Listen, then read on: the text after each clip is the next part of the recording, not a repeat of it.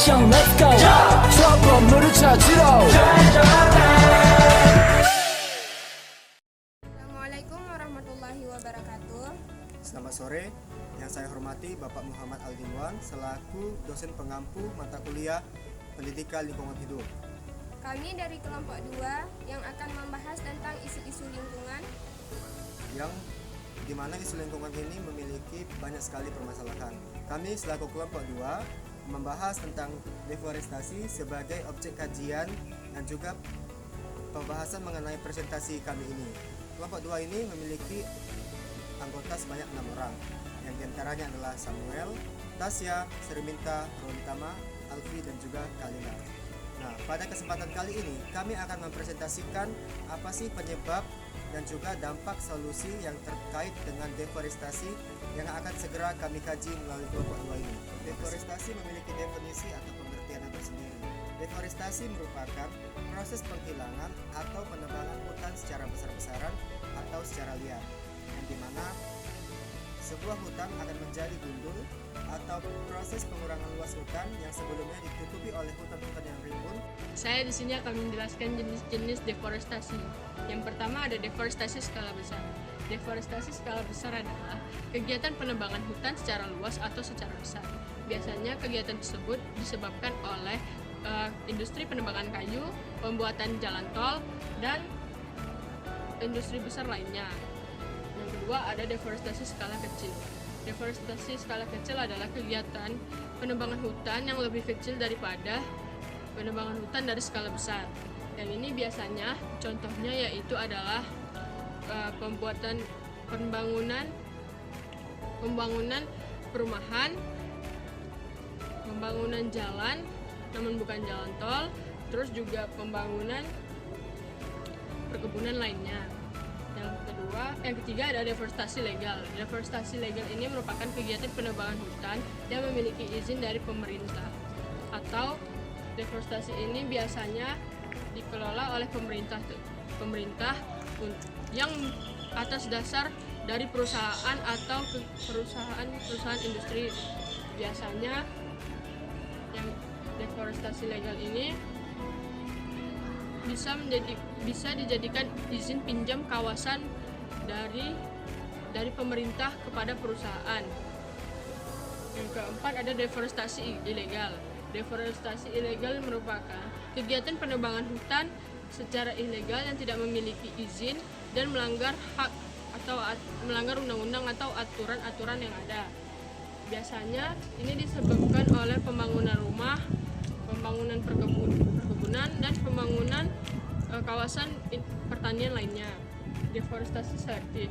Biasanya deforestasi ini merupakan jenis penebangan hutan, namun dikelola dengan penebangan yang tidak ditebang segala hutannya.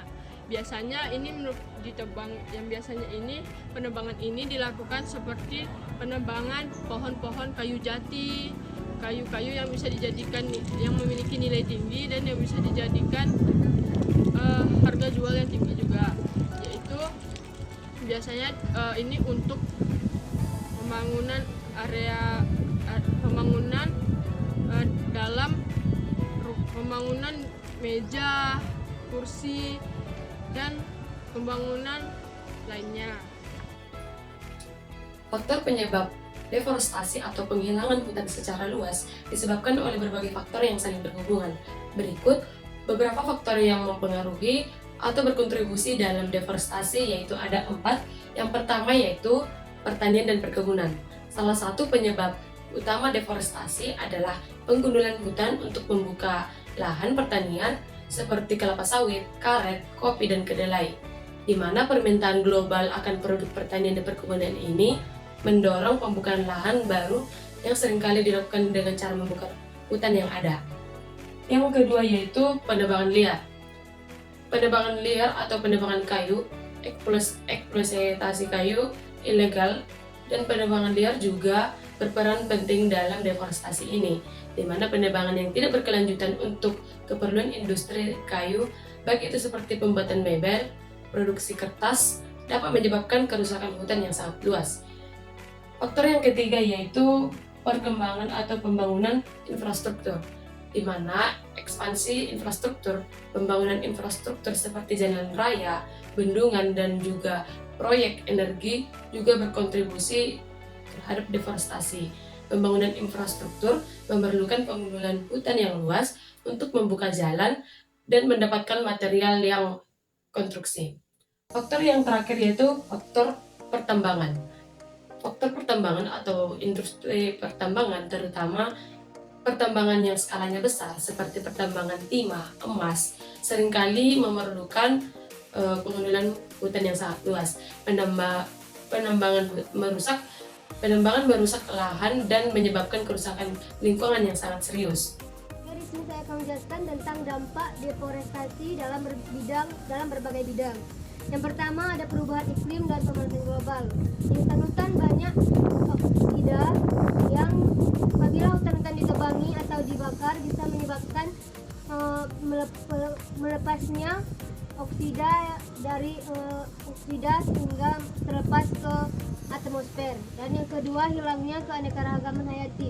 Di hutan-hutan banyak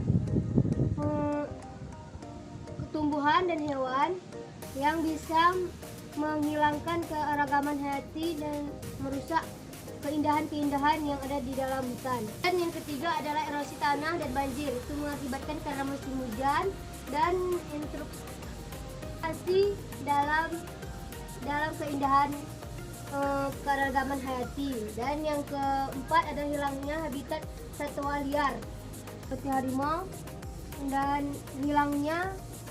kehilangan atau vegetasi habitat. Dan yang kelima ada meningkatkan emisi rumah kaca. Baik, kali ini saya akan menjelaskan solusi deforestasi.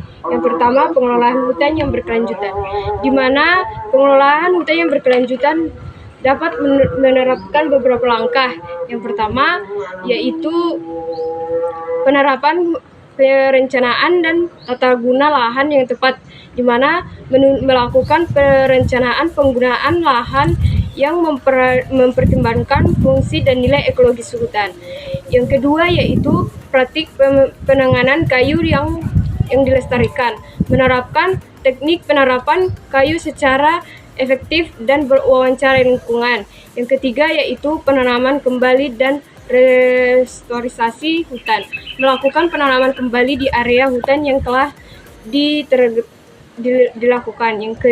Yang keempat, pelindungan keanekaragaman hayati, menjaga habitat populasi, spesies, flora dan fauna yang dilindungi. Yang terakhir adalah pemberdayaan masyarakat lokal, melibatkan masyarakat lokal yang perencanaan pengelolaan hutan. Yang kedua yaitu penegakan hukum terhadap penebangan liar, di mana penegakan hukum terhadap penebangan liar ini dapat meningkatkan, yang pertama, meningkatkan pengawasan dan patroli di area hutan untuk mendeteksi dan penangkapan pelaku penebangan liar. Yang kedua,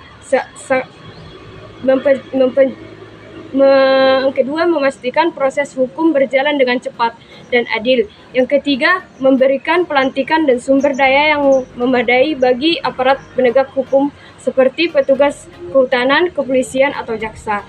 Yang ketiga yaitu perubahan kebijaksanaan dalam sektor pertanian dan perkebunan, di mana kebijakan dalam sektor pertanian dan perkebunan yaitu menetapkan moratorium pembukaan lahan baru untuk perkebunan dan pertanian terutama area hutan.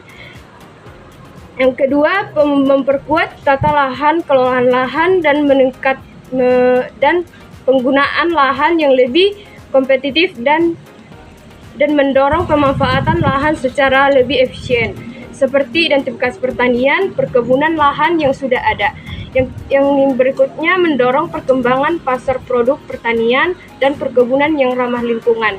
Yang keempat adalah edukasi kesadaran masyarakat tentang lingkungan, di mana edukasi dan kesadaran masyarakat tentang lingkungan ini mengembangkan proses program pendidikan lingkungan yang di sekolah-sekolah mulai dari tingkat tinggi hingga tingkat rendah, melakukan kampanye publik yang luas melalui media massa, seperti meningkatkan kesadaran dan pentingnya hutan dalam dampak deforestasi, menyediakan materi edukasi dan informasi yang diakses oleh masyarakat, seperti buku, video, aplikasi digital, yang melibatkan masyarakat lokal dan termasuk masyarakat adat, dan mendorong